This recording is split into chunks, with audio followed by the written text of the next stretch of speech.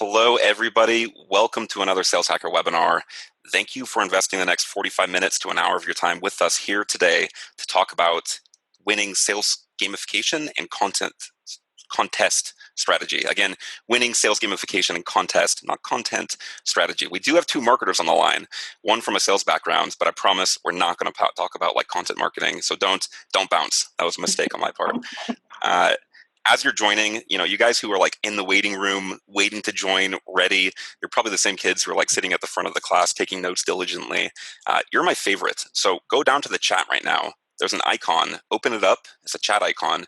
Let us know where you're joining from. So what's your role? Where are you joining from? Are you a BDR, an account executive? Are you in sales ops, sales management, sales leadership, etc.? I was just telling Jamie, I am running on like 3 hours of sleep right now. So I'm a little loopy. I drove from Portland, Oregon to Salt Lake City, Utah last night. Wow. Oh my goodness. I know. I landed this morning at like 3 a.m., set up my monitors, got my lighting correct. And now I'm here. I'm here with you guys. Nowhere I'd rather be. Alex and I jumped on a quick sync this morning, and I can definitely tell you the way we look now is not how we looked then. We were both like, yeesh, this is going to get better, right? So you look great. You look great as well, Jamie. I'm impressed. We clean up well. We do. Couple of shout outs. We have Melissa. Welcome, Melissa. She's joining from New Brunswick, Canada. Sue, sales enablement. Nicole, sales director. Ivan, sales leadership. There's a cool comment here I can't see, but I want to read it. We're watching together as a growth marketer and co-founder of a startup. That's pretty cool. Nice. Watching Welcome. as a team. Yeah, welcome. Cool. So like I said, we have the perfect duo to walk us through what we're going through today. You guys signed up for this. You know what you're in for. We're talking about how you guys can stop running bad sales contests, right? So whether you're a new sales manager, new sales leader, maybe you haven't implemented gamification into your sales process yet, you're not running mini sales contests and you're looking to get started, rest assured you're in the right place. If you're already running sales contests and maybe they're not moving the needle quite as far as you'd like them to, you're also in the right place. So I'm going to kick it over to the wonderful Jamie Bradley to give us her superhero origin story. Jamie, how'd you get started? I know you're a marketer. You used to be in sales. I did. Hey everybody, excited to be here. Yeah, so I'm Jamie. I am now a marketer. Don't log out. I promise. It'll be worth your while. But yeah, I started sales and B2B SaaS back in 2008. Long in the tooth, but I got into sales just like everybody else did, kind of on accident. I started selling, was pretty good at talking to people. I was in sales, software sales for about 5 or 6 years. And then in about 2013, I decided I'm going to go to the marketing team. There was an opening there, and I've been doing it ever since, but I think I'm still a salesperson at heart. Brian calls me like a covert BDR often. So I try my best to wear both hats and try to look through things, like a salesperson would as I build marketing programs. So I know a little bit, but yeah, just excited to be here. And I love marketing a sales product now. It's kind of the best of both worlds. Most salespeople, have an issue with marketers, right? The classic like battle between sales and marketing misalignment, right? Our friend Scott Barker, most of the people on the line would know Scott Barker. He swears the next evolution of a good salesperson is going to be a hybrid marketer salesperson, someone who can like drive top of funnel demand and then actually fulfill on that She's demand. already here. I know. Jamie's doing it. Jamie's doing it. I am the future. The future is right now. You heard it here first, guys. I love this webinar. Brian, kicking it over to you. How about your superhero origin story? Yeah, well, thanks for having me, guys. I'm the co-founder and COO at Ambition. First of all, I'm very proud to rock my Chattanooga Preparatory School shirt. The boys have a big football game I'm missing this afternoon, so shout out to those guys who are not ever going to watch this webinar. But we started this company almost 7 years ago. We have the privilege to serve some of the best and I think most sophisticated sales orgs in the world. From ADP, MuleSoft, Waste Management, more.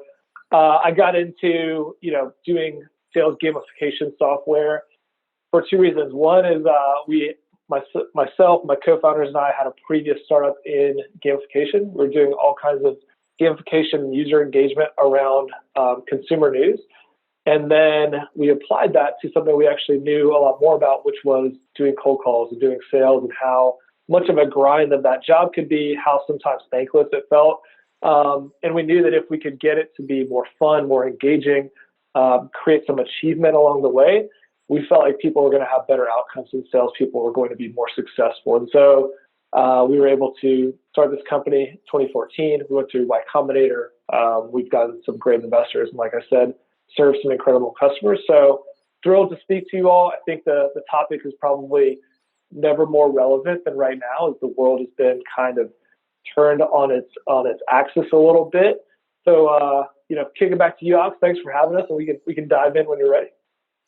Oh man, I am stoked to have both of you on the line. I know the community is really looking forward to this too, so thank you for joining.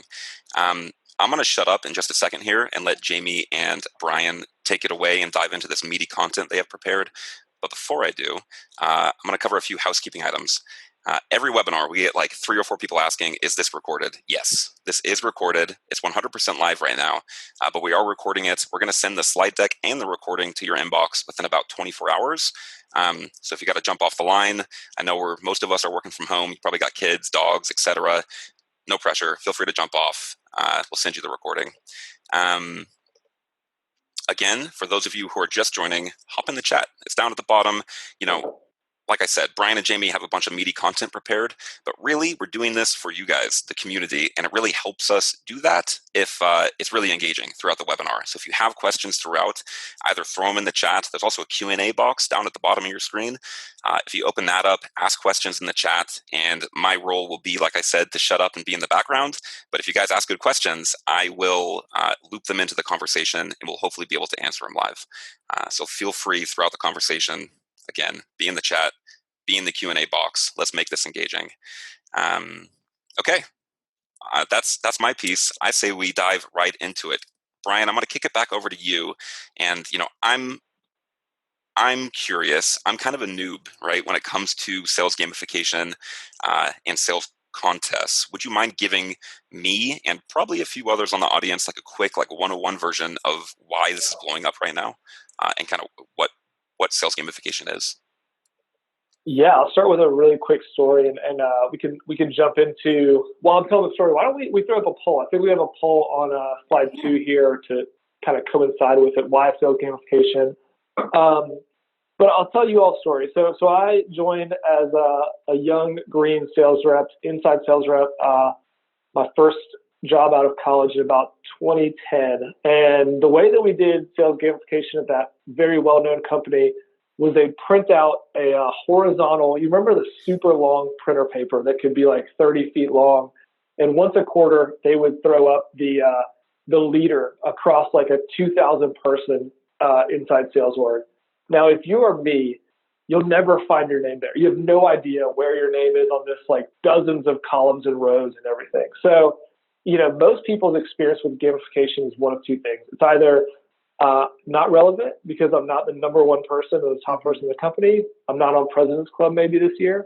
Or it's from the early 2000s and it's like a gimmicky badge and like little ribbon award system for showing up. And I'm glad that folks are already self-doing the poll here right now, but gamification is about driving results, and it's about driving results in a predictable, sustainable way. We think about how we can inject meaning, accountability, visibility, recognition into the day-to-day life of sellers and managers, ultimately so that the sellers can have more success. They can be prioritizing the right tasks, the right things to focus on, and managers are more likely to lead their team to success and hit quota, hit attainment. So we got some great results. If you all are doing sales gamification, Jamie, can you read some of these to me really quick? Yeah. Here we are. I see it. Here we are. So I actually went ahead and advanced your slides as the marketer too, because that was kind of why and the what and what we're doing. So it's like, yeah, at the root, it's contests, leaderboards, prizes. That's a very simple way of looking at it, but there's meaning behind that we're going to dig into today. But you will be happy to learn, Brian, whopping 52% of people are not doing gamification at all, or they don't think they are. I don't believe it. Well, and that's the thing. I think we'll dig into that a little bit more. There may be things that you are doing that fall into the bucket of gamification. And so if that's true, we'll help you do that a little bit better, maybe a little bit more intentionally. And if not, then maybe we're about to just like blow your mind. The Let, number two, let's jump in there. yeah. So I was going to say number Sorry. two is it's either people are not doing it all or the second thing they're doing. Or sorry, no, Less wait. than I ever have, because it's hard. Yes. This is Yeah. what it looks like. Yeah. And that's right. I think what's so interesting too is like we don't do gamification at all. So I've been a part of 3 different sales orgs now over the past 10, 11 years.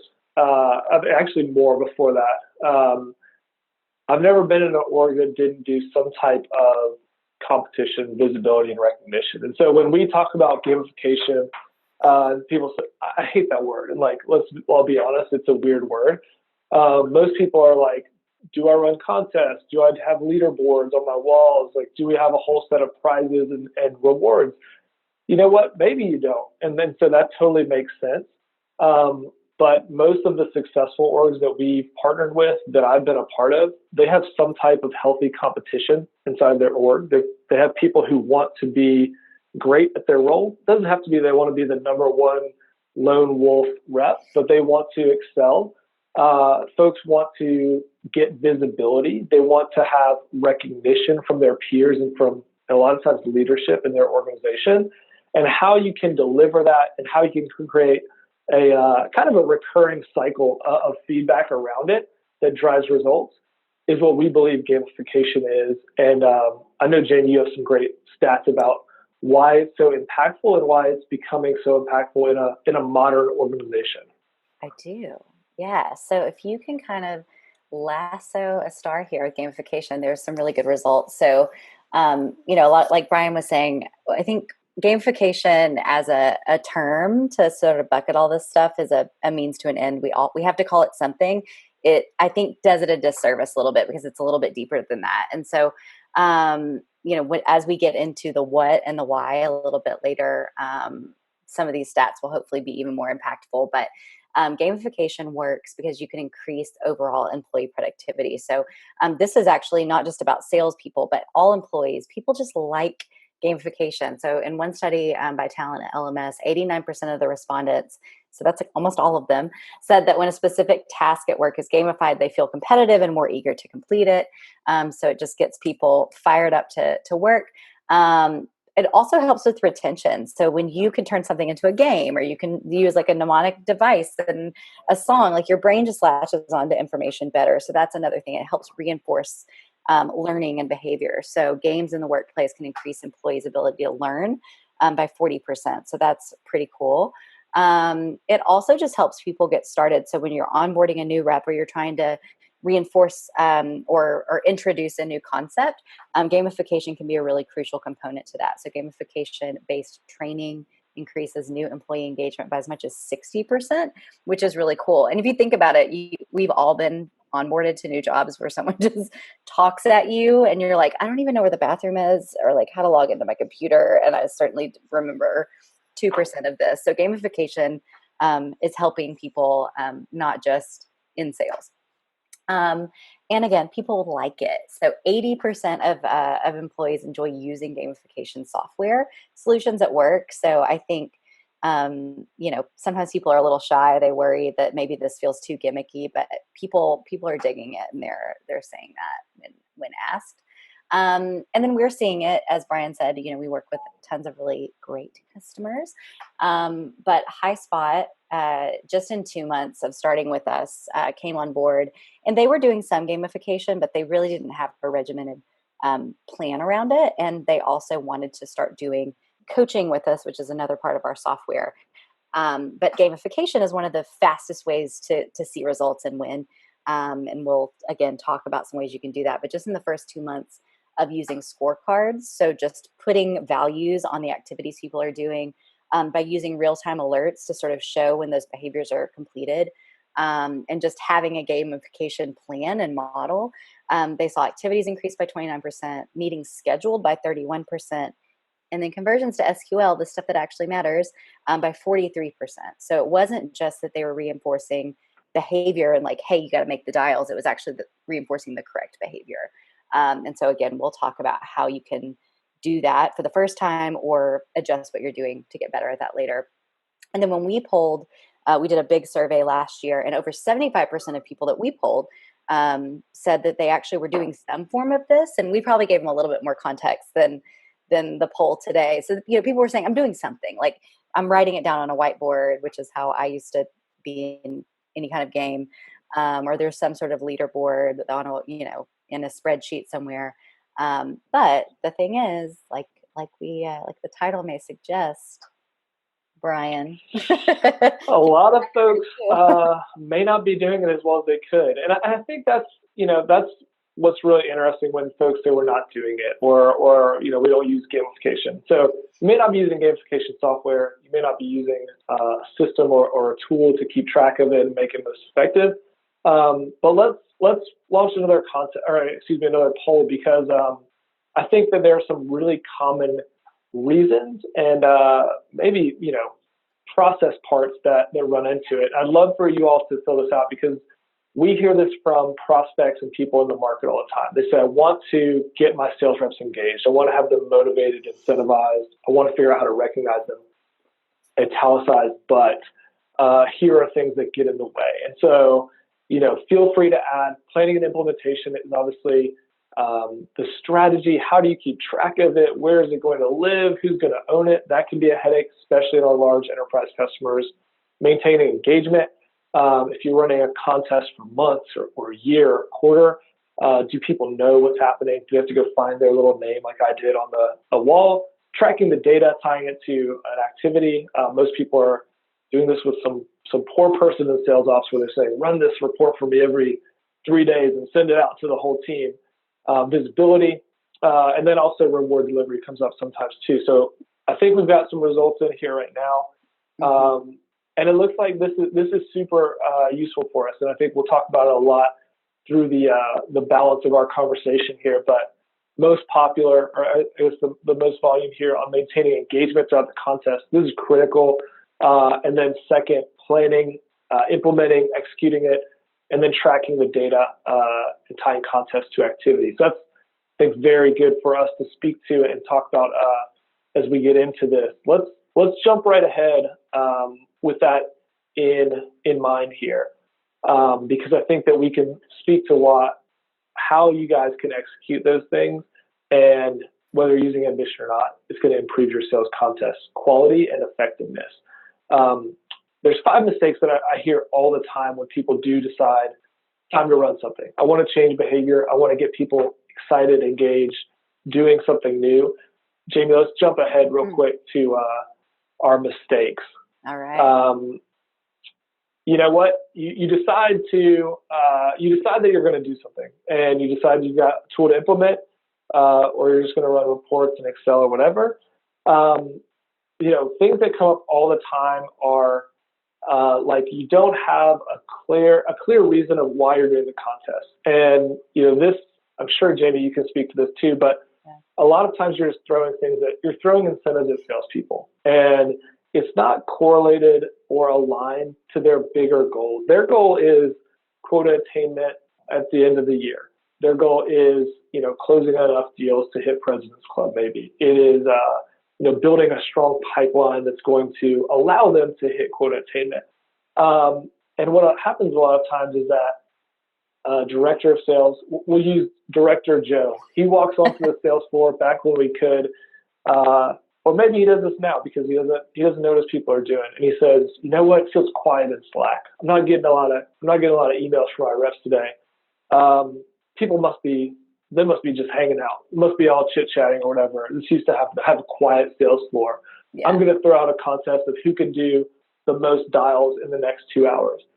That is not a great why to the salesperson to say, this is why I'm doing as many dials as I can in 2 hours. That's just activity for the sake of activity and to try to ramp up the momentum.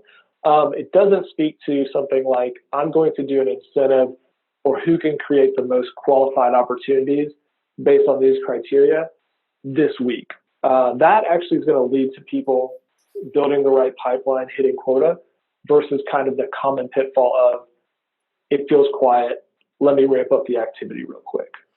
And I was going to say too, one why around, a reason why you could do it. It's, building why for the sales rep, like getting, and I'll talk about that in a second, a little bit more.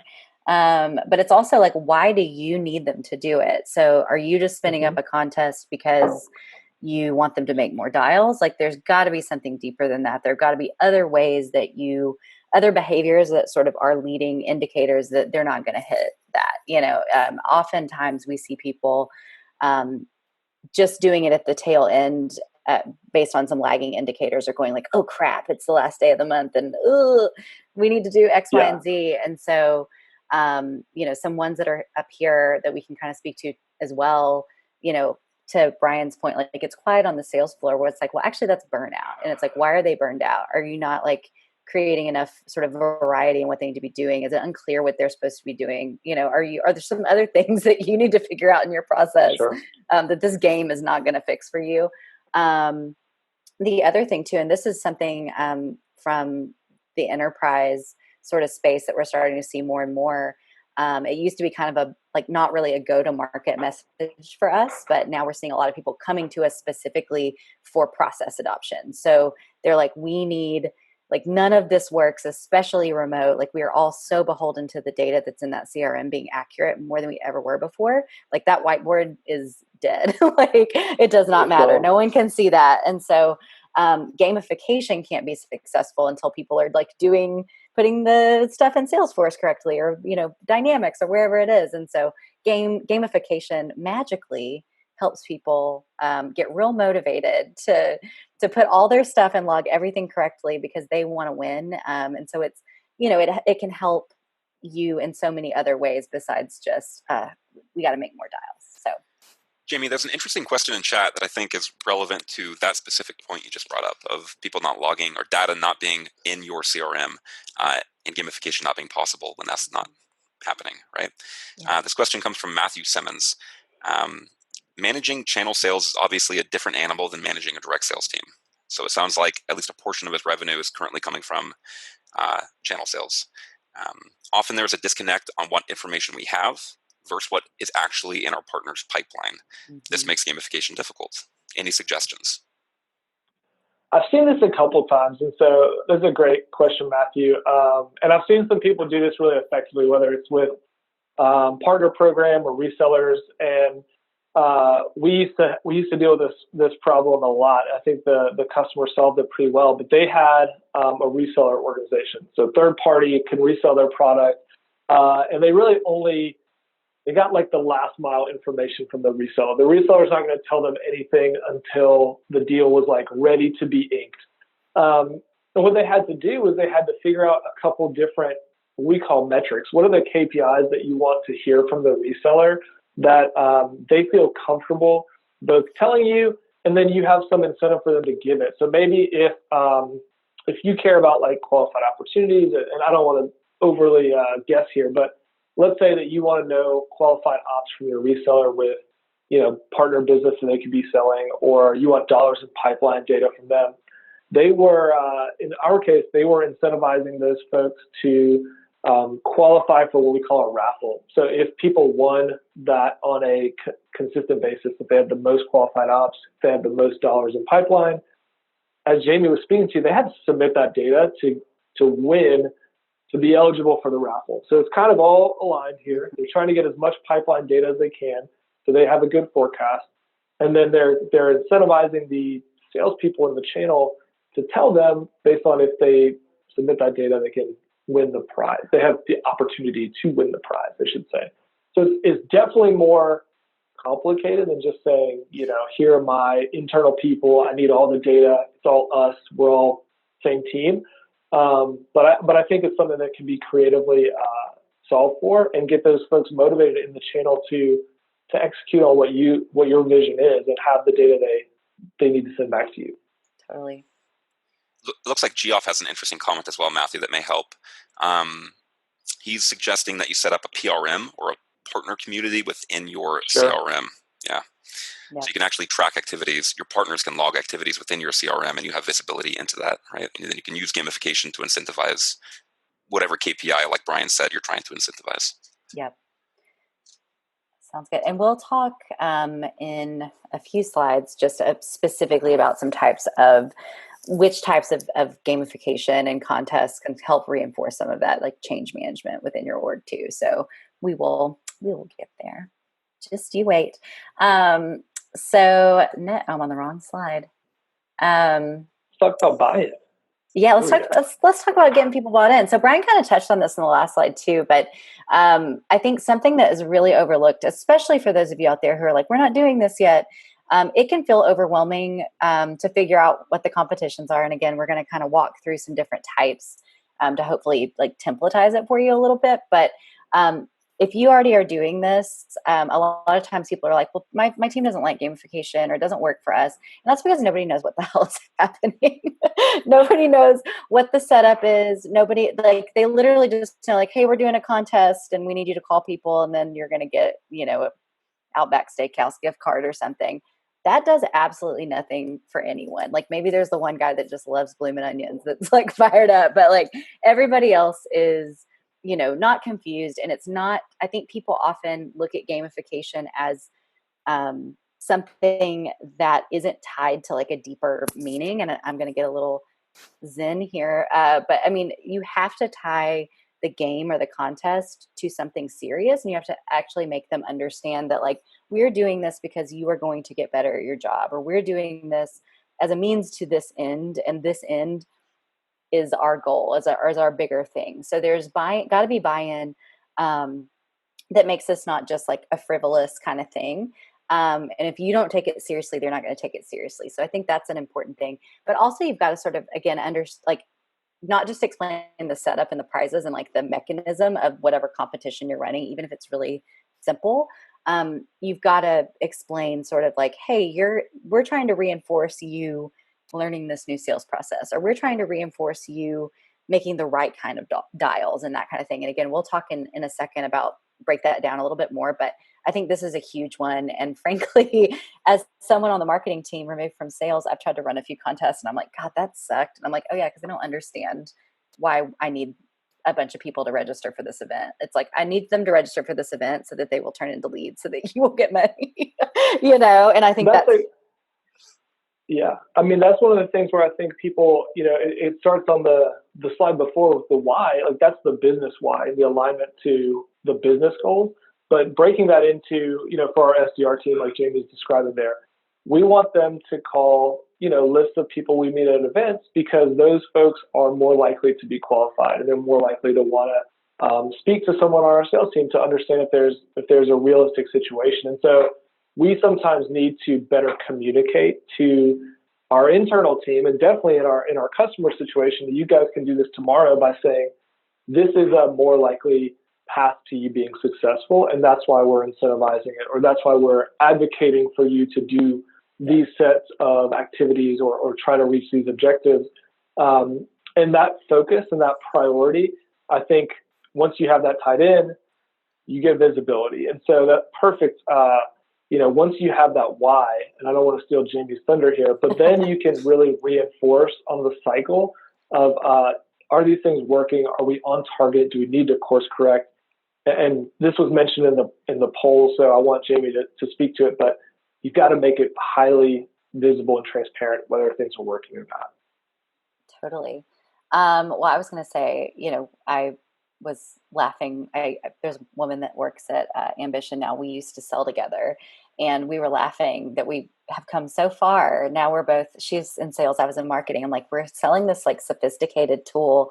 And back when she and I were on the sales team together, we both like would take turns drawing like Ninja Turtles and like Super Mario and stuff. And the prize was that we would draw Mario and like color him in. And it's like, if we colored Mario in from foot to hat, then we knew we'd won. And it's like, that's not good, guys. That's not great. So the visibility component is not only just digitizing this so that there's sort of the democratization of like everybody knows what's going on, but it's also just bringing this into a modern setting that your team is actually more likely to understand, and it's making this a little bit more sophisticated. So alongside the visibility comes, not burying the goal. And like you were just saying, the meaning, if you want buy-in, if you want people to really understand, this can't just be something that lives in a Google sheet on the sales manager's computer.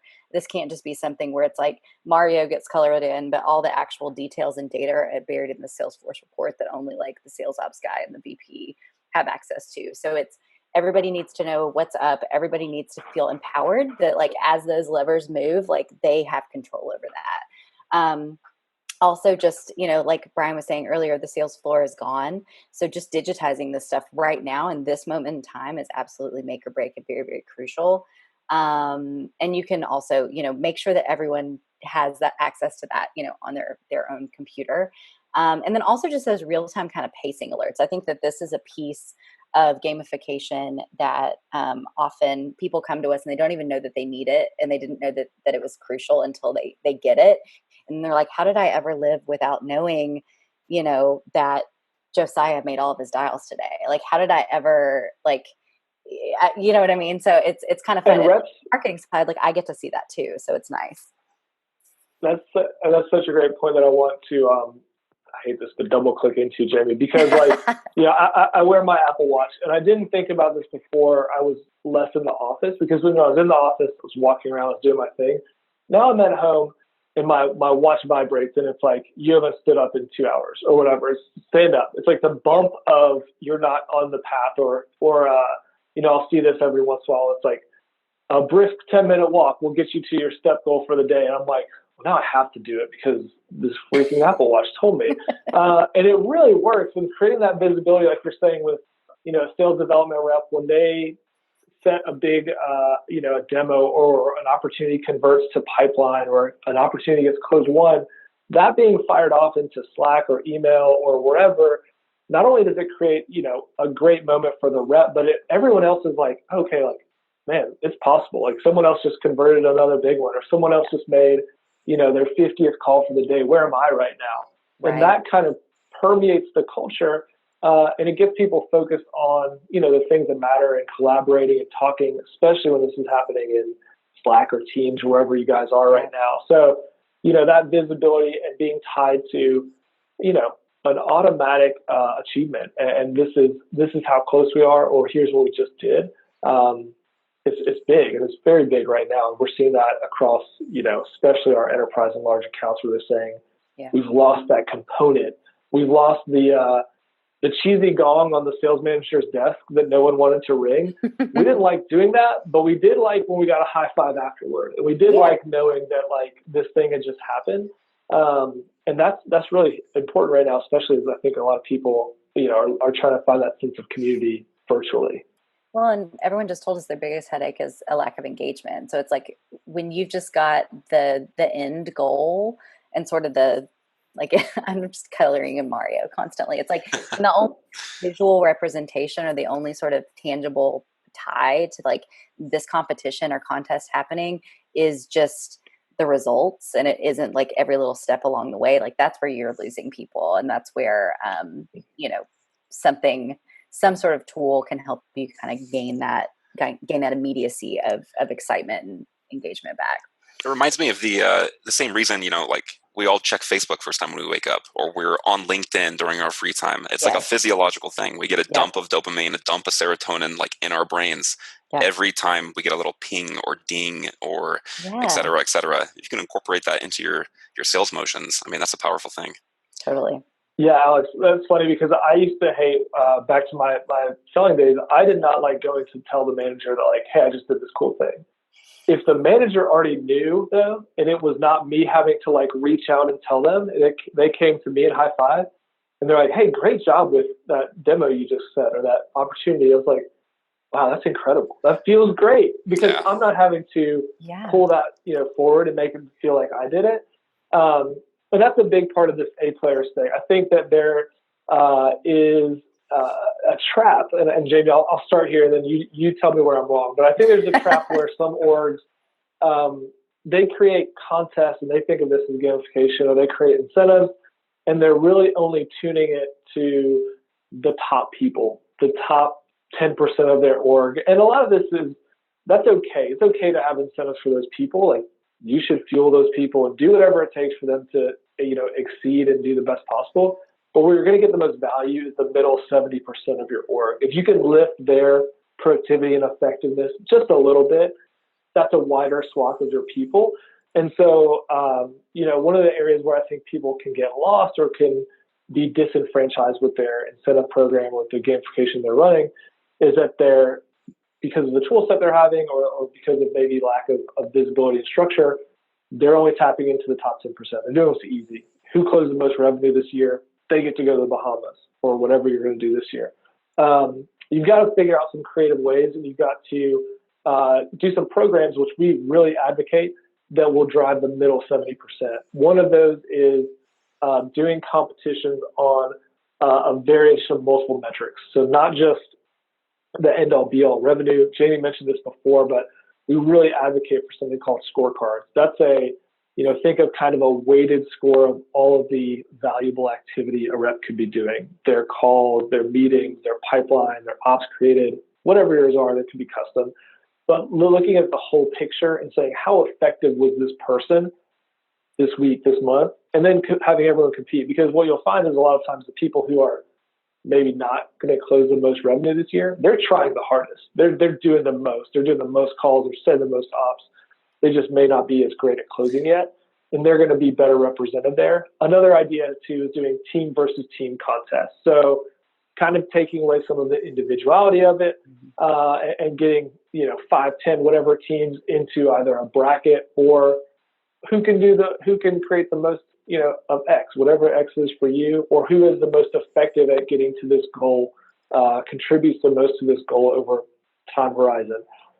That's a very important way to get people to stop thinking about me, and start thinking team, team, team. How can I get our team to be better? How can I lend my knowledge or my experience to other folks on our team so we can take part of an incentive?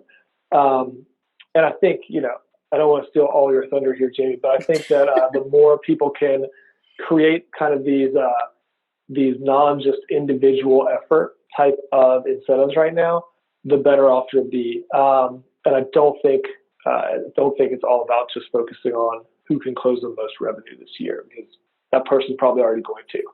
Exactly. If you don't mind, Jamie, I have a question for Brian. Mm-hmm. I want to double click on something you just said having to do with the scorecard. You mentioned the scorecard. An interesting problem that I've heard before, incentivizing especially like SDRs who aren't involved in the closing process on like close one revenue is like, hey man, it's out of my hands. Like I booked a meeting, account executive, like it's your deal if you don't close the deal. Why are you comping me or incentivizing me based on close one revenue, right? That's a big issue. And it sounds like the scorecard theory that you just mentioned, tactics that you just mentioned may solve for that. So I want to double click into that. Yeah. I mean, if someone's on the line and they want to start implementing that, is it literally just like looking at your outbound sequences and like, here's a social touch, a call, an email, let's assign a ratio to each one of those and then incentivize based on those ratios? Or how would you go about doing that? Yeah, let's go even deeper than that. So, most sales development people, demand gen people I know, they have the things they can control, and then they have the outcomes. So the things they control are, I can click the call, or I can pick up the phone, I can send this email, I can send a LinkedIn message, whatever it is. And that's step one of the scorecard. What are the things you can control daily, weekly? And the scorecard is really my expectation. And I'm going to look at who's meeting it consistently, who's doing all of those things consistently. And I'm going to look at the conversion rate. So in our scorecards, we could look at how many of your calls convert to a meeting. So if are you calling the right people? Are you doing the right thing once you have them? And we can go deep there. And so the scorecard can be made up of not just what I call productivity. It can be made up of a mix of productivity and effectiveness. And so on the activity side or kind of on the day-to-day side, you're making sure people are, back to that Apple Watch. They're standing up, they're doing their steps, they're, having whatever period of exercise they're supposed to have. And then what we have on our objective side are the outcomes. So for an SDR, I want to look at both. I want to look at what are they doing that they can control. And then I want to look at what did they put into our pipeline? How many of their meetings converted to an opportunity? How many of their meetings showed up? We track actual meetings that occurred. Because if you're just sending with people who are like, yeah, get me off the phone, I'll take the meeting, and then they never come, that's not a great thing for our pipeline or our AE. So we try, and I think that anyone on here can really do that with a couple different key metrics of their demand gen or sales development team, put them into what I expect you to do day to day, what I want you to produce monthly. And that should really simplify, is this person effective or not? Are they meeting our, ideal kind of profile for an SDR or demand gen person? Yes or no? Mm-hmm. Does that answer your question? Oh, wait. I'll mute right now. You. That's okay. Wait. Or maybe we lost his audio. I'm back. Yeah, that was an amazing answer. Thank you. Yeah. Well, and I was going to say, the marketer here, like, I think one thing that we've learned, obviously you mentioned it earlier, like there is often a vibe between marketing and sales. And I would like to say, I think, knock on whatever, that we're really good at it. Ambition. We try to be really communicative and add that context. So it's like, you can take all of the great stuff that Brian just said, and then you can add in that layer of, does the SDR know how to prioritize, like who they're calling and who they're reaching out to.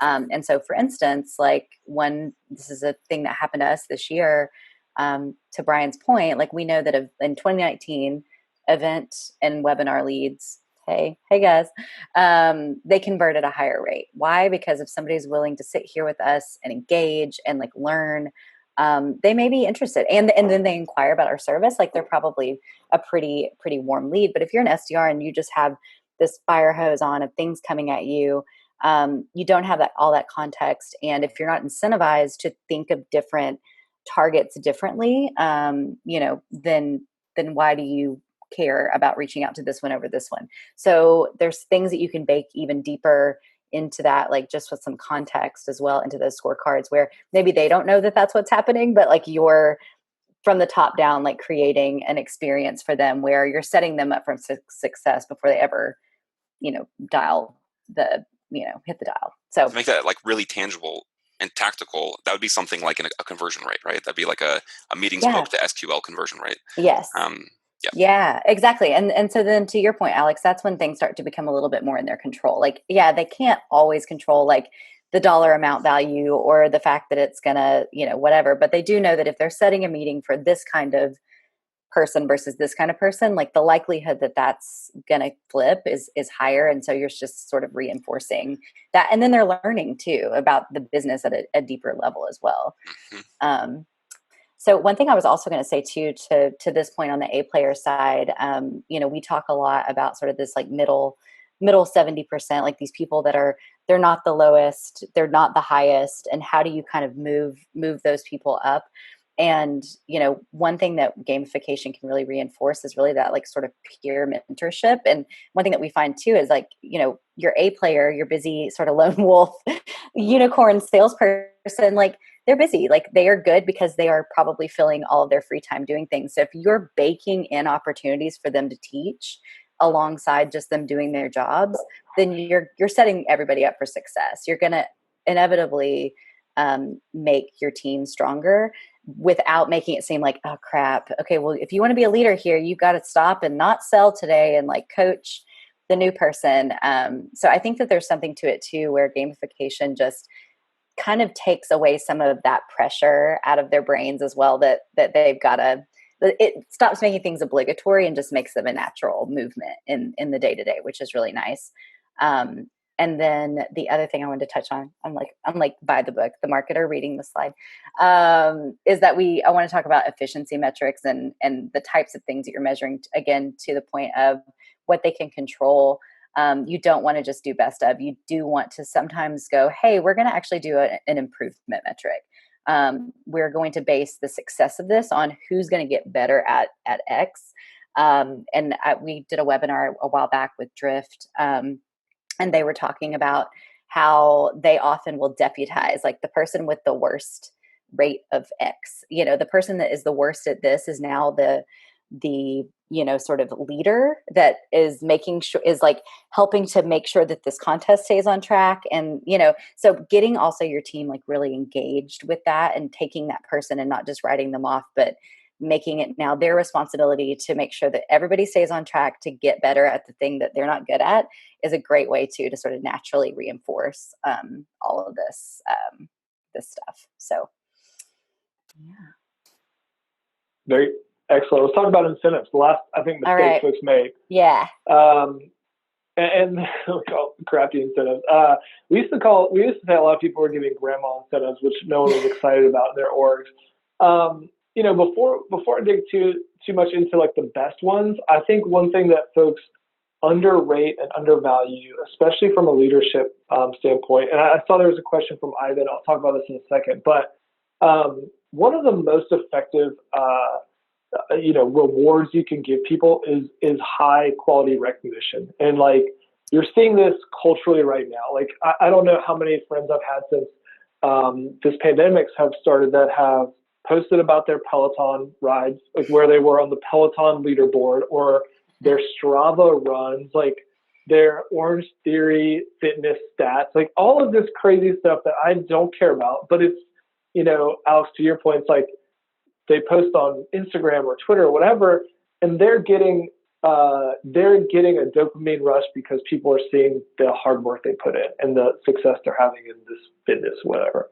And that really matters. And the same thing is true with sales. Like, if you've got an incentive going, don't undervalue the fact that a personalized, true note from the CEO or the SVP of sales or the CRO to a rep who just excelled and created more pipeline than anyone else this month, or did the most of activity A, B, and C, it does mean something. It means that, like, hey, this person knows my name. They know I tried, worked my butt off, and that I won this thing. And so it doesn't have to be this big, glamorous, glossy incentive all the time. It can purely be, real, organic, meaningful recognition that moves the needle for people.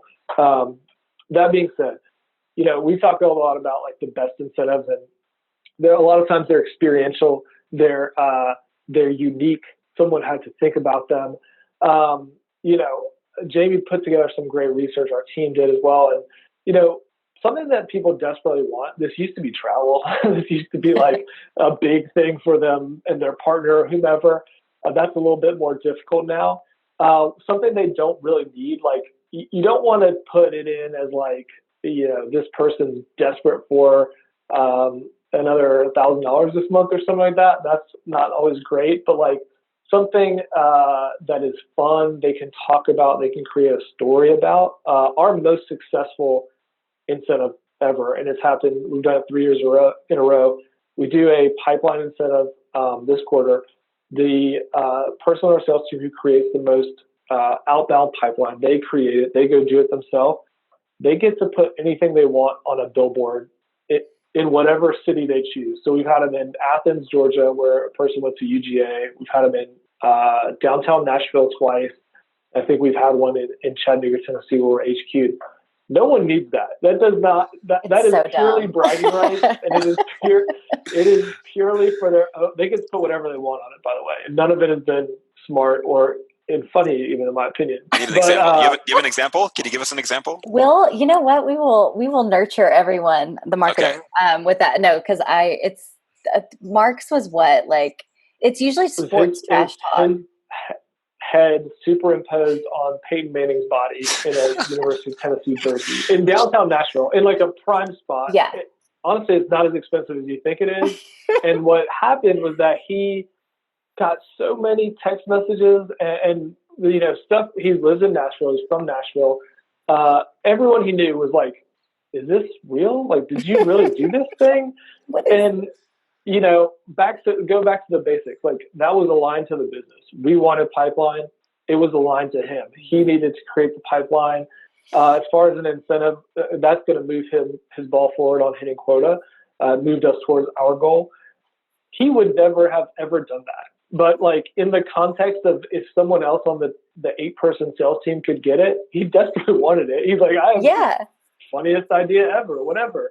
And he would never, ever have bought it for himself. So long story short, experiences may be a little bit tougher now. I do think there are really cool things people can do with like the Airbnb virtual experience, or like learning to cook class, like something unique you can do with a partner or a friend.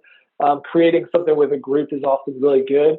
But another example is, humiliation is also a very good incentive. Humiliation, not for the reps, but for someone else. My co-founder and partner, Jared Houghton, who's our CSO, he did one in May where anyone who I think created the most opportunities could choose any haircut he wanted for his post-pandemic haircut. He had a lot of hair at that point.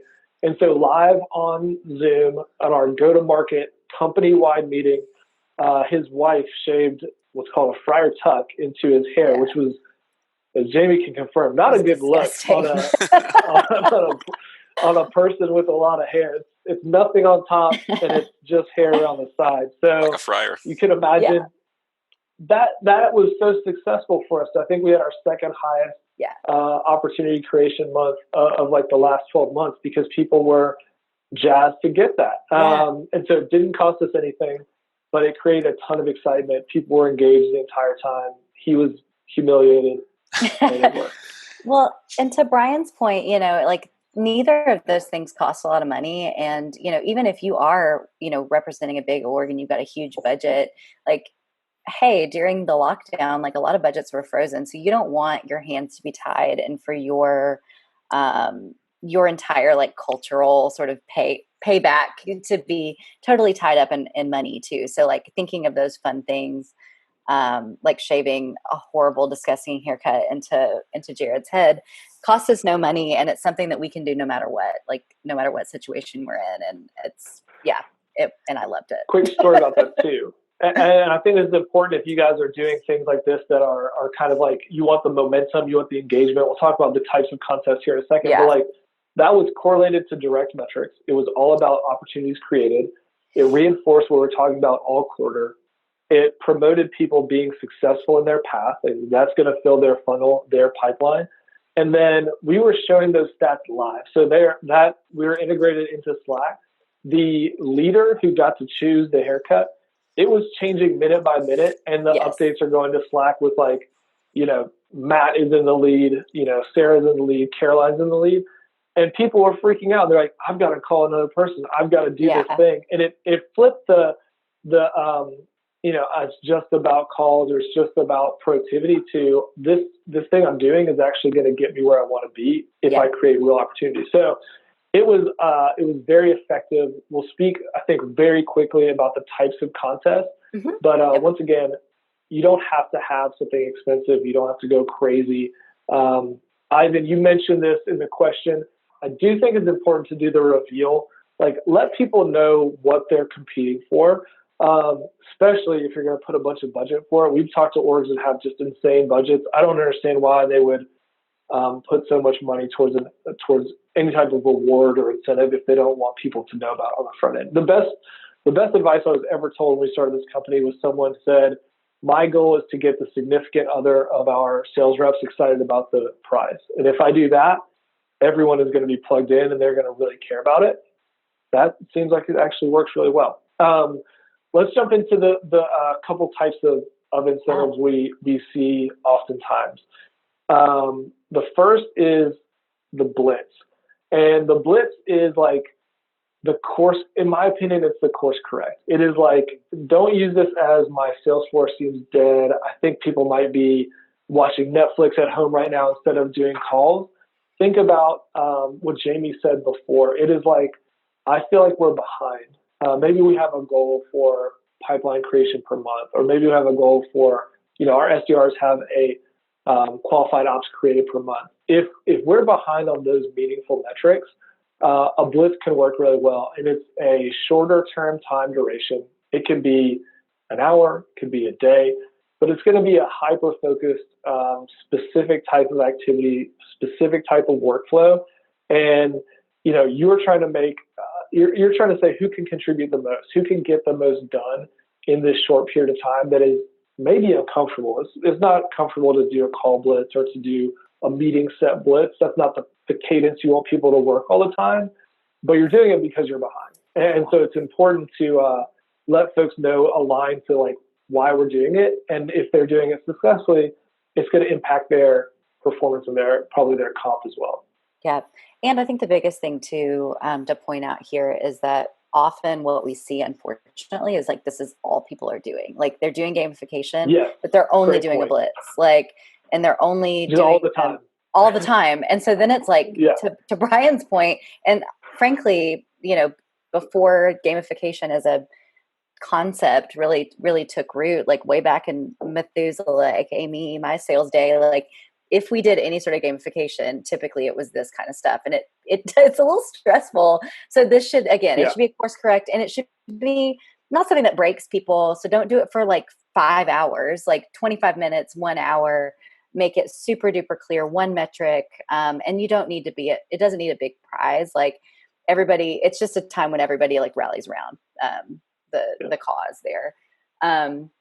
The one that I think, this is kind of the unsung hero. We'll go through this one kind of fast too, but this is what I like to call a sprint. So one way that gamification can be incredibly impactful is when you have some new initiative or something that you need everybody to, you need a direct line as the leader to give sort of a communication channel visibility. You need to be in their ear constantly because we've all got to move in one direction quickly, methodically, and it's got to stick. So a great example of when to deploy the sprint, which is kind of like a longer term, like a week long kind of thing, is when, let's say, you're trying to roll out like a new sales methodology, or you've got new pricing and packaging that you've got to roll out. Like you've got to make a fundamental change that everybody needs to like figure out real fast together.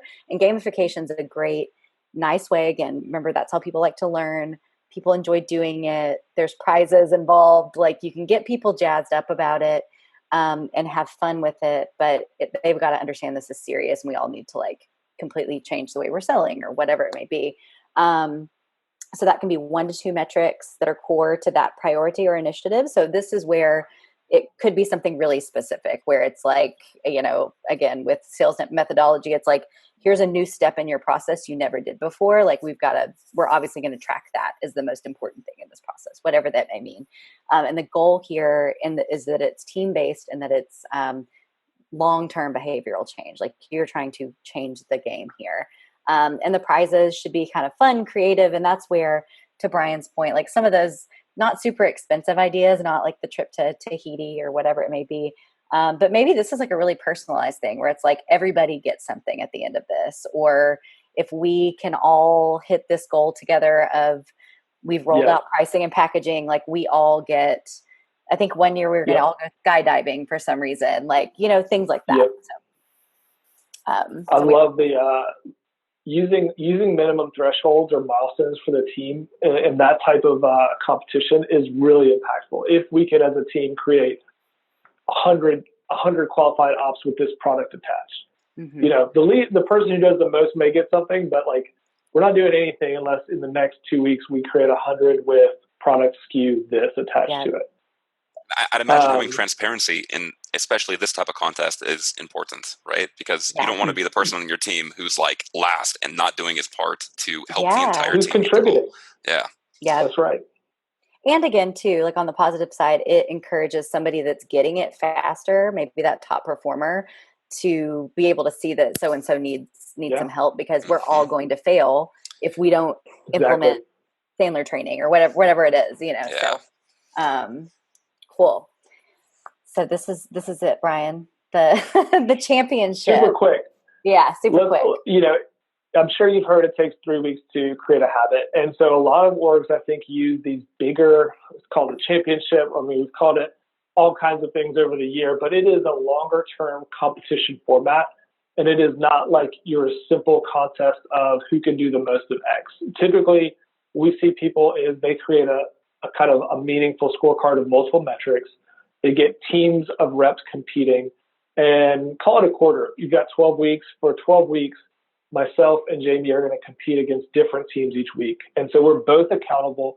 We both very clearly understand the KPIs that give us points or we get credit for. And that's really training us on these are the things to focus on day in and day out. It's not like I hammer the phone for an hour. It's I need to do these things per week at a high level if we want to beat another team, say Alex and Manny tomorrow. And then you know what? On Monday morning at 8 a.m., it's going to reset. We have another competition. And what we've seen people do really well is at the end of 12 weeks, they take the standings and they say the first place team gets X or the second place team gets Y. And so you've got a really concise, locked-in amount of time where you're just hyper-focused on those activities. And we do this really well in the product. I think people can replicate it in spreadsheets, but you want to make it easy, you want to make it visible. But very effective way to drive an entire org to a new sales process or to getting data into Salesforce, the only way they get credit for it, or hitting goals, the only way they're going to get credit. So, Alex, I know we're trying to wrap up here. I think we're at time. But Jamie, where should we go if people want to learn some more about this? Well, so a lot of the things we just talked about today, we have templates on our website. You don't have to use our product. They are open to you. We just want everybody to do this right. So you can go to ambition.com/sales-contest-templates. Go to our webpage, just go to templates at the top too. You can find them there as well. But yeah, we've got tons of examples and we add to that bank every day. So. Awesome. Brian, Jamie, thank you so much. This was incredibly valuable. I'm going to do a quick recap just for the people who hung around for the entire time. Guys, if you're looking to make your sales contest or sales games super engaging and super successful, make sure to start with your why. So incentivize an outcome that aligns with your rep's professional development goals and also your company's revenue goals. Make sure you're moving the middle of the pack. So you're not just running President's Club and sending your top performers or incentivizing your top performers. Make sure you're incentivizing outcomes that aren't close one revenue, right? So activity-based outcomes. Make sure to get buy-in. So create contests that are naturally appealing to someone's personal and professional development, and also make sure you have real-time pacing. And we were talking about having those dopamine and like serotonin dumps in your brain every time you get an alert or a pat on the back. Make sure you build those into your contests and your games, because it feels good when your sales manager pats you on the back. And then don't run crappy incentives, right? So high quality recognition, again, making sure you're recognizing your reps who are performing and doing well in your games. Make sure that you're not running incentives that they need. So don't just give them more money, but make sure they desperately want it, right? So the billboard example or shaving your CEO's head, right? Those are great examples. Okay, thank you for those of you who stuck around this entire time. You guys are fantastic.